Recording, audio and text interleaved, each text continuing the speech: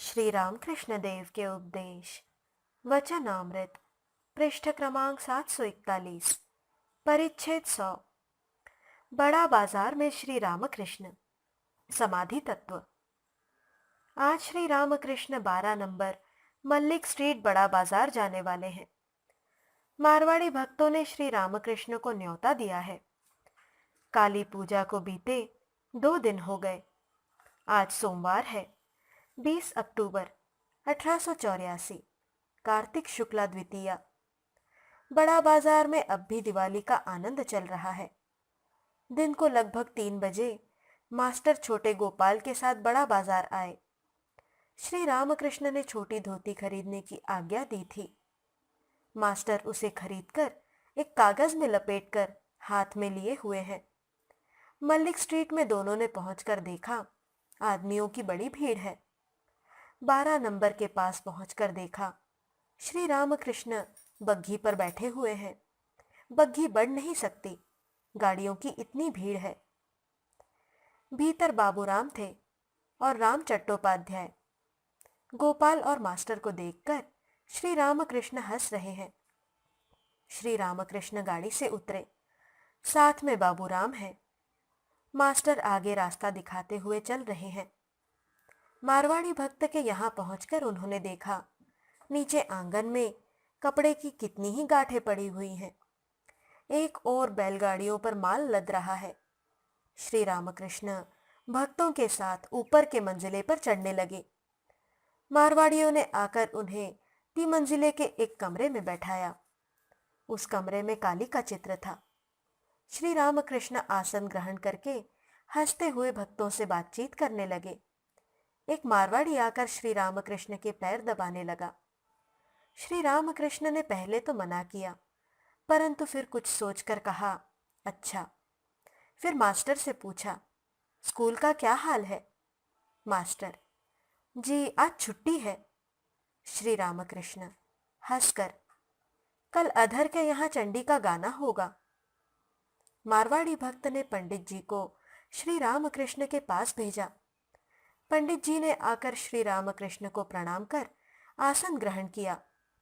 पंडित जी के साथ अनेक प्रकार की ईश्वर संबंधी वार्ता हो रही है। अवतार संबंधी बातें होने लगी।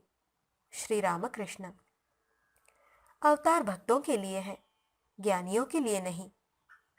पंडित जी, परित्राणाय साधूनां विनाशाय च दुष्कृतां धर्म संस्थापनार्थाय संभवामि युगे युगे।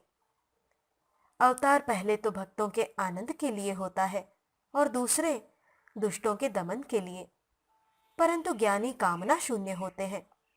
श्री रामकृष्ण सहास्य, परंतु मेरी सब कामनाएं नहीं मिटी, भक्ति की कामना बनी हुई है।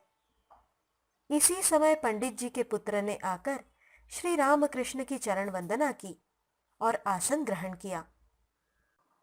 श्री रामकृष्ण पंडित जी के प्रति, अच्छा जी, भाव किसे कहते हैं? पंडित जी, ईश्वर की चिंता करते हुए जब मनोवृत्तियां कोमल हो जाती हैं, तब उस अवस्था को भाव कहते हैं। जैसे सूर्य के निकलने पर बर्फ गल जाती है। श्री रामकृष्ण, अच्छा जी, प्रेम किसे कहते हैं? पंडित जी हिंदी में ही बातचीत कर रहे हैं। श्री रामकृष्ण उनके साथ बड़ी मधुर हिंदी में बातचीत कर रहे हैं। पंडित जी ने प्रेम का उत्तर एक दूसरे ही ढंग से समझाया। श्री रामकृष्ण पंडित जी से, नहीं, प्रेम का अर्थ यह नहीं है। प्रेम यह है, ईश्वर पर ऐसा प्यार होगा कि संसार के अस्तित्व का होश तो रह ही नहीं जाएगा। साथ ही अपनी देह भी, जो इतनी प्यारी वस्तु है, भूल जाएगी। प्रेम चैतन्य देव को हुआ था। पंडित जी, जी हाँ, जैसा मतवाला होने पर होता है। श्री रामकृष्ण, अच्छा जी, किसी को भक्ति होती है, किसी को नहीं, इसका क्या अर्थ है? पंडित जी, ईश्वर में वैषम्य नहीं है, वे कल्पतरु हैं। जो जो कुछ चाहता है वह वही पाता है, परंतु कल्पतरु के पास जाकर मांगना चाहिए।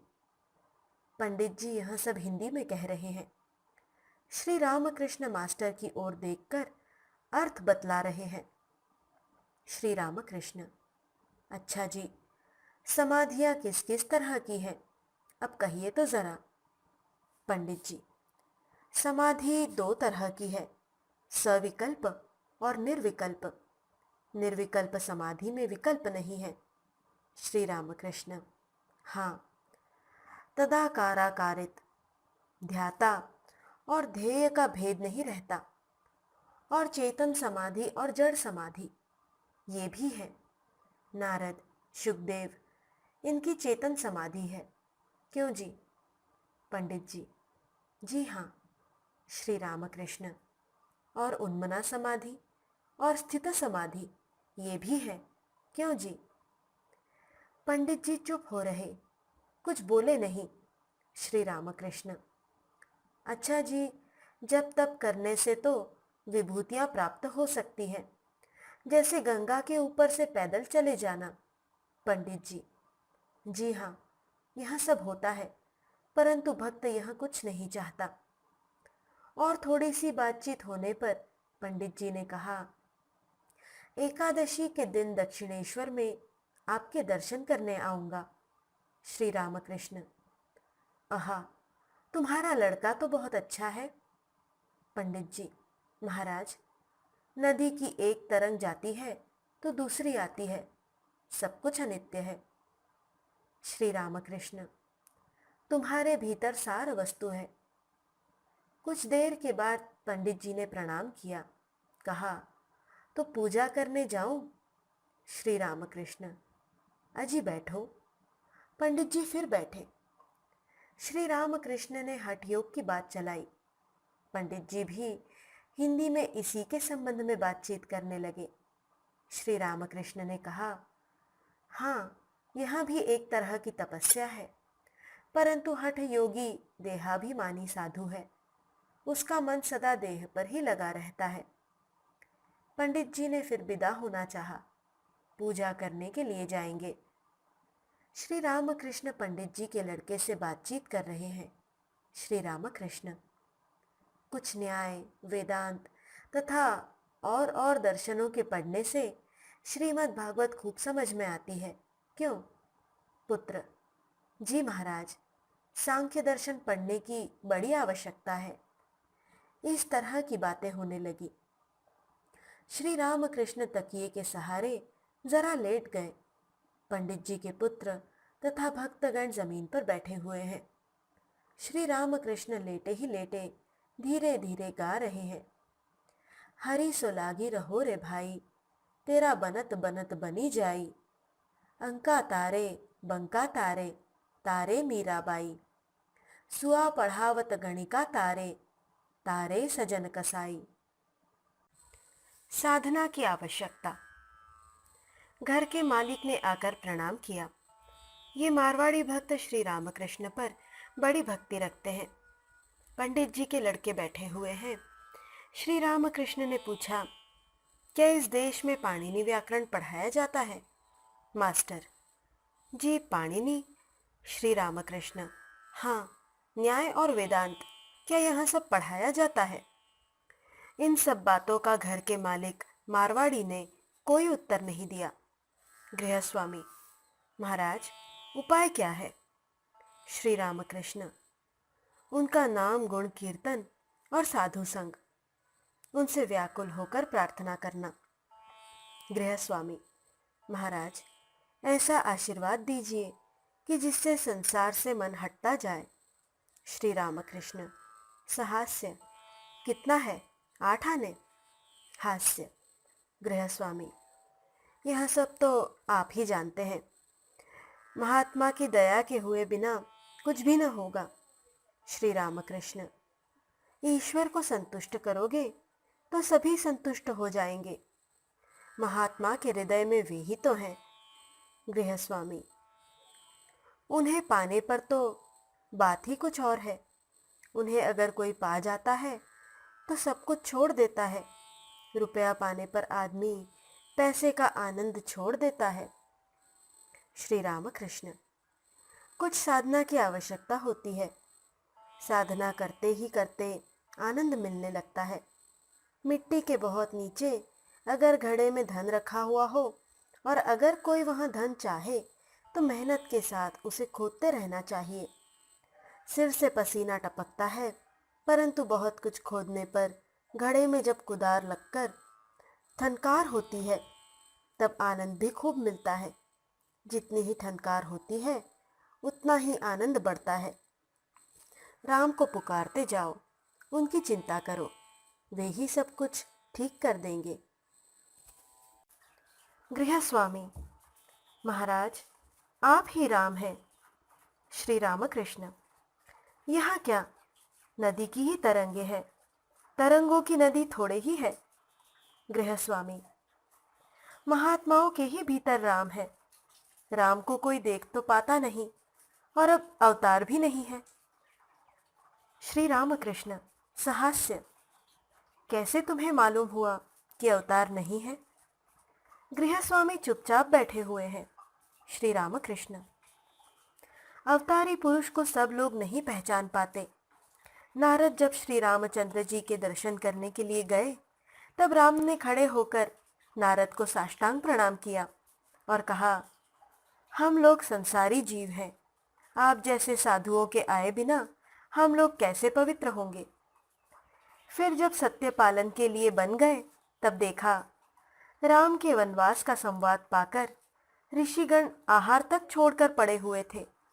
फिर भी उनमें से बहुतों को मालूम नहीं था कि राम अवतार है। गृहस्वामी: आप भी वही राम हैं। श्री रामकृष्ण: राम राम, ऐसी बात नहीं कहनी चाहिए। यह कहकर श्री रामकृष्ण ने हाथ जोड़कर प्रणाम किया और कहा, जो राम घट घट में विराजमान है उन्हीं का बनाया यह संसार है। मैं तुम लोगों का दास हूँ, वही राम ये सब मनुष्य और जीव जंतु हुए हैं। गृहस्वामी: हम लोग यहाँ क्या जाने। श्री रामकृष्ण: तुम जानो या न जानो, तुम राम हो। गृहस्वामी: आप में राग द्वेष नहीं है। श्री रामकृष्ण: क्यों? जिस गाड़ी वाले से कलकत्ते आने की बात हुई थी वहां 3 आने पैसे ले गया, फिर नहीं आया। उससे तो मैं खूब चिढ़ गया था, और था भी वहां बड़ा बुरा आदमी। देखो ना, कितनी तकलीफ दी। बड़ा बाजार का अन्नकूट महोत्सव। श्री रामकृष्ण ने कुछ देर विश्राम किया। इधर मारवाड़ी भक्त छत पर गाने बजाने लगे। आज श्री मयूर मुकुटधारी का महोत्सव है। भोग का सब आयोजन हो गया। देव दर्शन करने के लिए लोग श्री रामकृष्ण को बुला ले गए। श्री मयूर मुकुटधारी का दर्शन कर श्री रामकृष्ण ने निर्माल्य धारण किया। विग्रह के दर्शन कर श्री रामकृष्ण भावमुग्ध हो रहे हैं। हाथ जोड़कर कह रहे हैं, प्राण हो, हे कृष्ण, मेरे जीवन हो। जय गोविंद गोविंद वासुदेव सच्चिदानंद। हे कृष्ण, हे कृष्ण, ज्ञान कृष्ण, मन कृष्ण, प्राण कृष्ण, आत्मा कृष्ण, देह कृष्ण, जाति कृष्ण, कुल कृष्ण, प्राण हो, हे कृष्ण, मेरे जीवन हो। ये बातें कहते हुए श्री रामकृष्ण खड़े होकर समाधि मग्न हो गए। श्रीयुत राम चटर्जी श्री रामकृष्ण को पकड़े रहे। बड़ी देर बाद समाधि छूटी। इधर मारवाड़ी भक्त श्री मयूर मुकुटधारी विग्रह को बाहर ले जाने के लिए आए। भोग का बंदोबस्त बाहर ही हुआ था। अब श्री रामकृष्ण की समाधि अवस्था नहीं है। मारवाड़ी भक्त बड़े आनंद से सिंहासन के विग्रह को बाहर ले जा रहे हैं। श्री रामकृष्ण भी साथ साथ जा रहे हैं। भोग लगाया जा चुका। भोग के समय मारवाड़ी भक्तों ने कपड़े की आड़ की थी। भोग के पश्चात आरती और गाने होने लगे। श्री रामकृष्ण विग्रह को चमर व्यजन कर रहे हैं। मारवाड़ियों ने श्री रामकृष्ण से भोजन करने का अनुरोध किया। श्री रामकृष्ण बैठे, भक्तों ने भी प्रसाद पाया। श्री रामकृष्ण चलने के लिए विदा होने लगे। शाम हो गई है और रास्ते में भीड़ भी बहुत है। श्री रामकृष्ण ने कहा। हम लोग गाड़ी से तब तक के लिए उतर पड़े, गाड़ी पीछे से घूमकर आए तब चढ़े। रास्ते से जाते समय श्री रामकृष्ण ने देखा पान वाला एक बहुत छोटी सी दुकान में बैठा हुआ है, जिसे देखकर मालूम हुआ कि दुकान क्या है, बिल है। उस दुकान में बिना खूब सिर झुकाए कोई घुस नहीं सकता था। श्री रामकृष्ण कह रहे हैं, कितना कष्ट है इतने ही के भीतर बद्ध होकर रहना। संसारियों का स्वभाव भी कैसा है, इसी में उन्हें आनंद मिलता है। गाड़ी लौटकर पास आई। श्री रामकृष्ण फिर गाड़ी पर बैठे। भीतर श्री रामकृष्ण के साथ बाबूराम, मास्टर, राम चटर्जी और छत पर छोटे गोपाल बैठे हुए हैं। एक भिखारिन ने गोद में बच्चा लिए हुए गाड़ी के सामने आकर भीख मांगी। श्री रामकृष्ण ने देखकर मास्टर से कहा, क्यों जी, पैसा है? गोपाल ने पैसा दे दिया। बड़ा बाजार से गाड़ी जा रही है। दिवाली की बड़ी धूम है। अंधेरी रात दीपों से जगमगा रही है। बड़ा बाजार की गली से होकर गाड़ी चितपुर रोड पर आई। वहां भी दिए जगमगा रहे हैं और चींटियों की तरह आदमियों की बात चल रही है। आदमी दुकानों की सजावट पर मुग्ध हो रहे हैं।